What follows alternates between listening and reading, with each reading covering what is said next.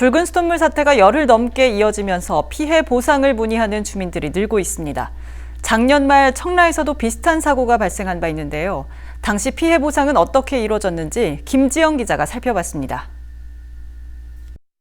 붉은 수돗물 사태가 열흘 넘게 이어지고 있습니다.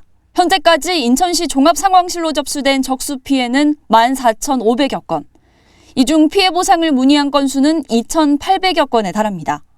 인천시는 피해 주민에게 미추홀 찬물을 우선 공급하고 추가 생수 구입 비용은 현금 지원한다는 계획입니다. 수돗물 방류에 따른 세대당 수도 요금 지원도 약속했습니다. 생수를 구입하여 사용하시면 음용수 비용에 대해서는 지원할 예정입니다.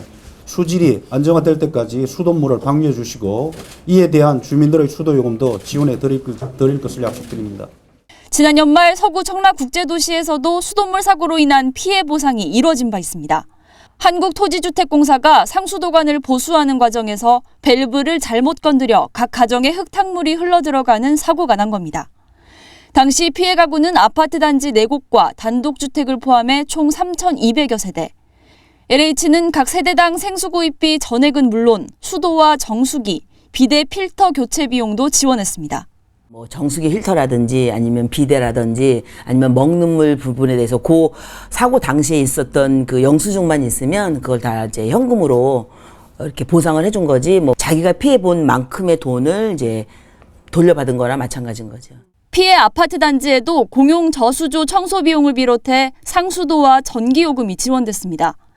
여기에 상수도관은 물론 난방 배관 청소비, 그리고 주택관리 직원의 비상근무수당까지 지원한 것으로 나타났습니다. 하지만 피부질환은 피해 보상 내역에 포함되지 않았습니다.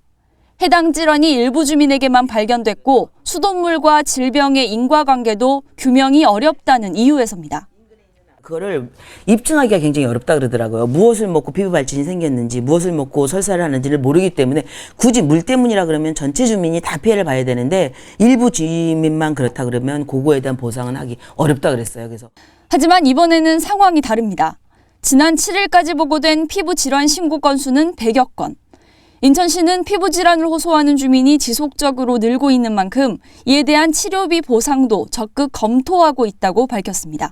피부병 발생은 한 100여 건 보고된 걸로 알고 있고 실제로 병원을 가기도 지금 해서 그런 부분에 대해서도 나중에 비용을 또 저희가 정산해 드릴 그런 말씀을 드렸고요.